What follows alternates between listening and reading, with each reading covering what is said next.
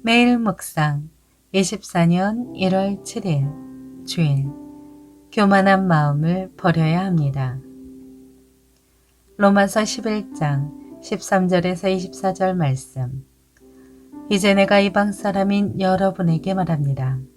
내가 이방 사람의 사도인 만큼 나는 내 직분을 영광스럽게 여깁니다. 이는 내가 어떻게든 내 동족들에게 시기심을 일으켜 그들 가운데 다만 얼마라도 구원을 받게 하려는 것입니다. 하나님께서 그들을 버리신 것이 세상의 화목이 됐다면 하나님께서 그들을 받아들이시는 것은 죽은 사람 가운데서 살아나는 것이 아니고 무엇이겠습니까?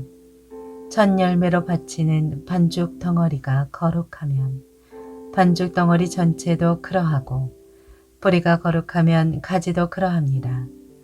그런데 가지들 가운데 몇 개가 부러졌는데 돌 올리브나무인 그대가 그들 가운데 접붙임을 받아 참 올리브나무 뿌리의 자양분을 함께 나눠받는 사람이 됐으니 그 가지들을 향해 자랑하지 마십시오. 자랑한다 할지라도 그대가 뿌리를 지탱하는 것이 아니라 뿌리가 그대를 지탱한다는 사실을 명심하십시오. 그러면 그대는 가지들이 부러진 것은 나로 접붙임을 받게 하기 위한 것이었다 라고 말할 것입니다. 그렇습니다. 그들은 믿지 않았으므로 부러졌고 당신은 믿음으로 서 있습니다. 마음의 교만을 품지 말고 오히려 두려워하십시오. 하나님께서 원가지들도 아끼지 않으셨으니 그대도 아끼지 않으실 것입니다.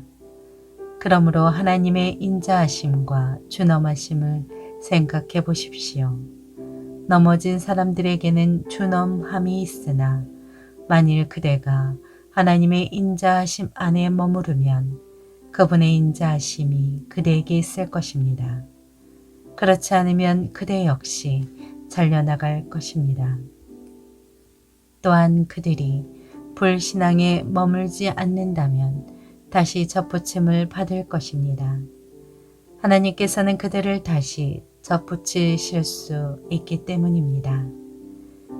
그대가 본래 돌 올리브나무에서 잘려나와 본송을 거스려 참 올리브나무에 접붙임을 받았다면 하물며 원가지들인 이 사람들이야 얼마나 더 쉽게 자기 올리브나무에 접붙임을 받을 수 있겠습니까?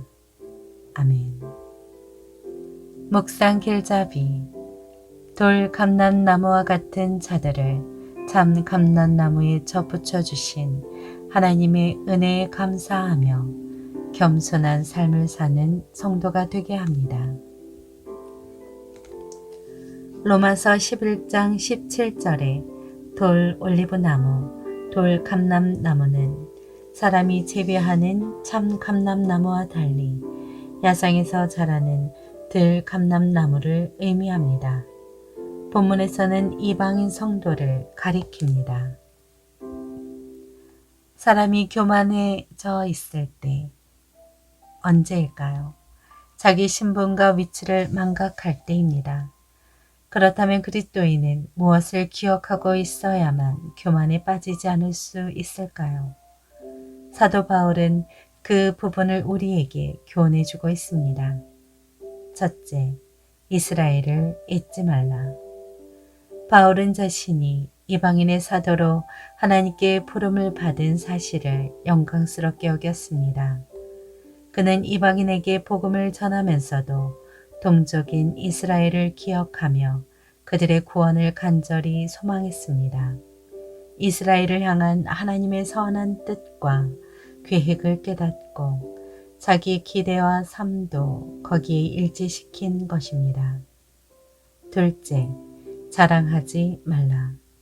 바울은 돌 감람나무와 같은 이방인이 참 감람나무의 접붙임을 받아 하나님의 구원 역사에 들어오게 되었다고 비유로 말했습니다. 그렇다면 이방인은 참 감람나무인 이스라엘 앞에서 자랑하거나 교만해서는 안 됩니다. 아무 공로도 없이 오직 하나님의 은혜로 그분의 백성이 되었기 때문입니다. 셋째, 하나님을 경외하라.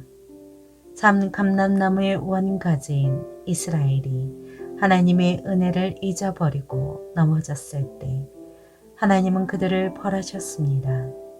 마찬가지로 이방인도 하나님의 인자하심을 떠나 죄에 빠지면 하나님의 진노를 피할 수 없습니다. 그러므로 우리는 하나님을 온전히 경외하며 철저하게 죄와 싸우며 살아가야 합니다. 하나님의 은혜와 자비함에 감사하며 자유를 누리십시오. 동시에 하나님의 공의를 생각하며 겸손과 순종의 자세를 잃지 마십시오.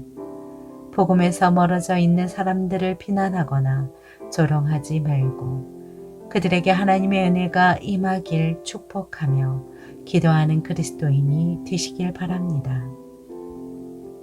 삶의 적용. 저는 아무것도 아닙니다. 하나님은 이스라엘 백성에게 끊임없이 너는 애굽에서 종살이 하던 놈이라고 지적하셨습니다. 자신의 옛 모습을 잊어버리고 기고만장해서 하나님께 대항하거나 불순종하는 모습을 보면 하나님은 계속해서 길을 꺾으실 것입니다. 인간의 교만은 어디까지입니까? 결국에는 흙으로 돌아갈 수밖에 없는 존재인데 말입니다. 나는 하나님 앞에 저는 저의 근본이 무엇인지 알고 있습니다.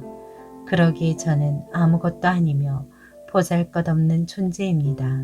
라고 고백하는 신앙을 갖고 싶습니다. 하나님의 은혜와 공의로우심을 기억하며 늘 자신을 낮추고 살아갑시다. 기도합니다. 주님, 겸손과 순종으로 하나님의 구원 역사에 쓰임받게 하옵소서. 예수님의 이름으로 기도합니다. 아멘.